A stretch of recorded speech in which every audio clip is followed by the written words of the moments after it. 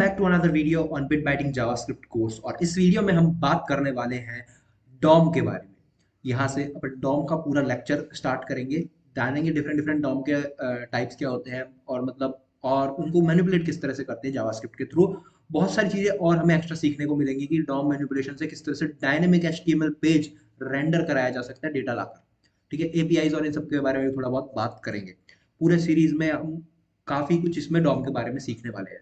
तो इस सीरीज को आप पूरा देखिएगा और आपको डॉम बिल्कुल क्लियर होने वाला है। आज की इस वीडियो में हम बात करेंगे इंट्रोडक्शन डॉम के इंट्रोडक्शन की, और बात करेंगे कुछ ऐसे मेथड्स की जिसके थ्रू हम डॉम के एलिमेंट्स को एक्सेस कर सकते हैं।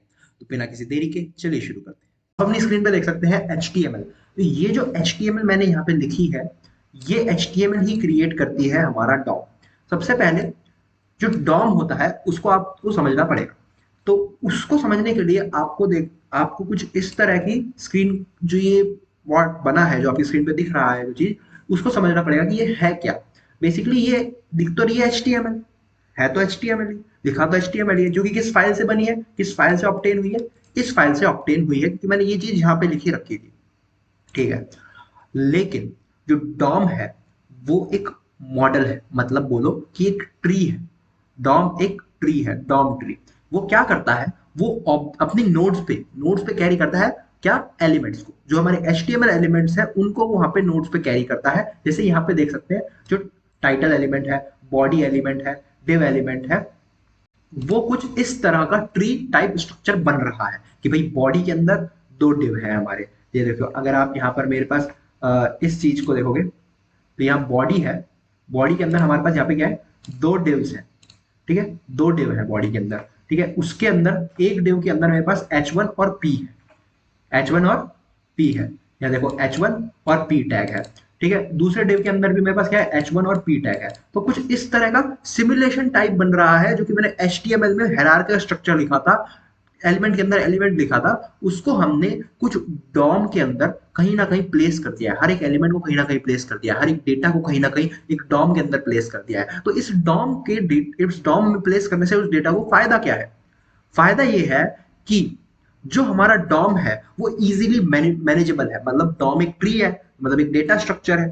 ठीक है, डेटा स्ट्रक्चर पे हम ऑपरेशन परफॉर्म कर सकते हैं।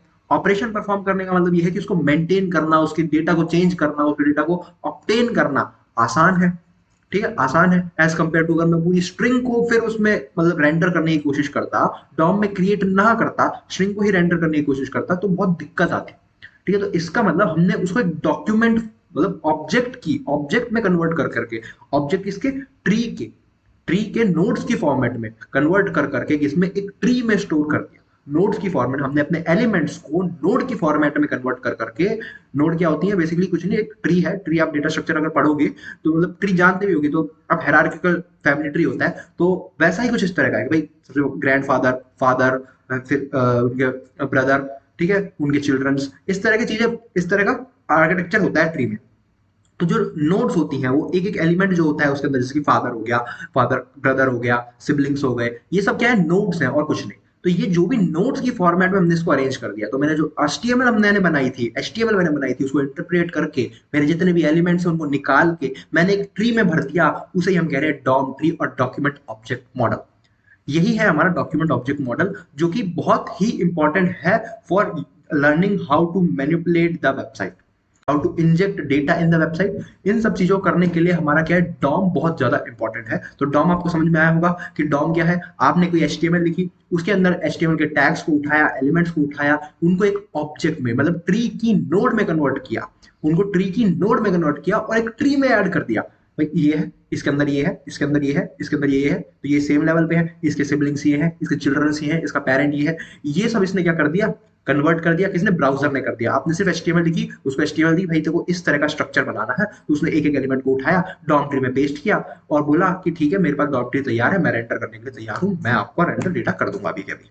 तो इसने यहाँ पे रेंडर कर दिया। ठीक, तो ये मेरा क्या था, डॉम ट्री। अब हम बात करते हैं कि भाई किस तरह से हम डॉम ट्री को एक्सेस कर सकते हैं।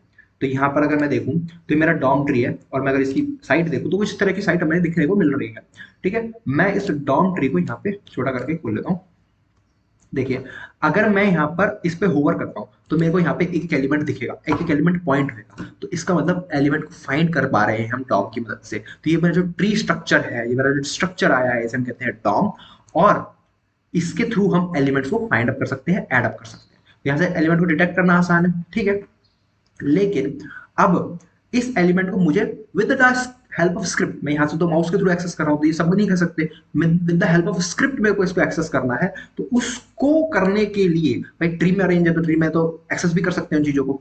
यहाँ पे नोड से हम जा जाके एक्सेस भी कर सकते हैं उनको। अगर डेटा स्ट्रक्चर पढ़े होंगे आपने तो आपको पता होगा कि इस तरह से एक्सेस करते हैं, ठीक है।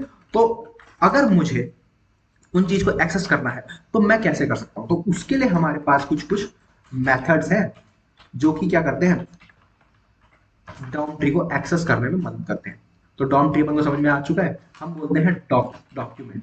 तो सिंपल सी डॉक्यूमेंट है, मतलब हमारे पास जो डॉक्यूमेंट ऑब्जेक्ट मॉडल है, तो क्या होता है जब भी कोई रेंडरिंग होती है या कोई भी हमारे पास फाइल ब्राउजर में आती है रेंडर होने के लिए, तो वो एक डॉक्यूमेंट कहलाती है। वो पूरी फाइल एक डॉक्यूमेंट कहलाती है। और डॉक्यूमेंट मतलब वो एक ट्री, मतलब वो पूरी फाइल है, और पूरी फाइल को हमने किस में किया है, कन्वर्ट ट्री में किया है। तो ट्री के कुछ मेथड्स होते हैं जो कि है गेट एलिमेंट बाय आईडी।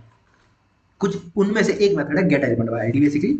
तो उसके अंदर हम क्या देते हैं, एक आईडी देते हैं, जो कि हम जो आईडी हम किसको, किसी एलिमेंट को प्रोवाइड करते हैं एज एन एट्रीब्यूट। मैंने यहाँ बोल दिया कुछ नहीं, first element, first underscore element, ठीक है। ये मेरे पास हो गया। और मैंने बोला कोई बात नहीं, फर्स्ट अंडरस्कोर एलिमेंट मेरे को यहाँ पे दे दो, और बोला कंसोल डॉट लॉग करा देना, कंसोल डॉट लॉग करा देना। तो क्या होगा, डॉक्यूमेंट, मतलब डॉक्यूमेंट क्या है, हमारा ट्री है। डॉक्यूमेंट जो हमारा ट्री है, जो कि हमारी एचटीएमएल फाइल से बन के आया है, एचटीएमएल फाइल में जितने भी एलिमेंट्स हैं उनको निकाल के हमने ट्री में ऐड करा है, उसके थ्रू जो डॉक्यूमेंट है उसका एक डॉक्यूमेंट बना है, उसका एक मेथड है गेट एलिमेंट बाय आईडी, जिसमें एक आईडी पास करते हैं। तो अगर मैं इसको यहाँ पे कंसोल लॉग करके दिखाऊं तो देखिए, ये तो हमारा डॉम ट्री था। यहाँ पर डॉम ट्री का एक नोड हमें मिल चुका है। क्या है, एक नोड है ये हमारे पास। क्या है, ऑब्जेक्ट। ये एचटीएमएल नहीं है, ये हमारा एक ऑब्जेक्ट है, ये हमारी एक नोड है, ठीक है। और कौन सी नोड है ये हमारी, जिसमें फर्स्ट एली आईडी है, ठीक। अब ये नोड मिल गई। मैंने बोला कि मैं मल्टीपल नोड्स को आईडी सेम देता हूँ, first underscore ele ID same देता हूँ। तो क्या मेरे पास सारी नोड्स आ जाएंगी?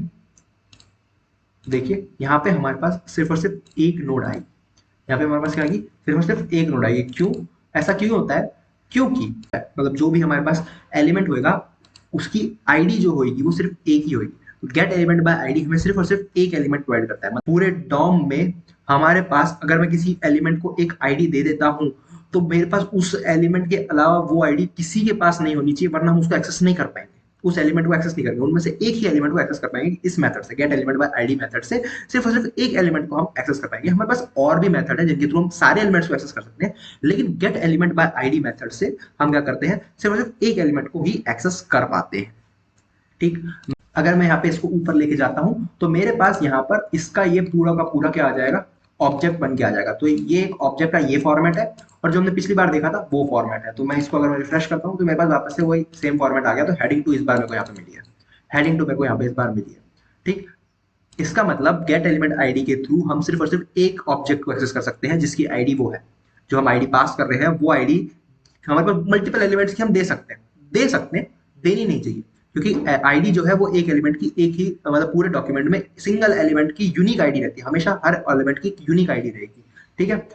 तो अगर हमने मल्टीपल आईडीज दे दी और बोला कि गेट एलिमेंट बाय आईडी, तुम इस आईडी को लेके आओ, तो वो सिर्फ सिर्फ एक एलिमेंट को लेके आएगा बाय डिफॉल्ट, क्योंकि यूनिक होती है आईडी। तो आप उसको मान के चलता है कि मेरे पास सिर्फ और सिर्फ एक एलिमेंट है लाने के लिए, तो एक एलिमेंट को आपको ला के दे देगा, ठीक है। तो ये चीज है यहाँ पे है कि किस तरह से हम इस एलिमेंट को एक्सेस कर सकते हैं।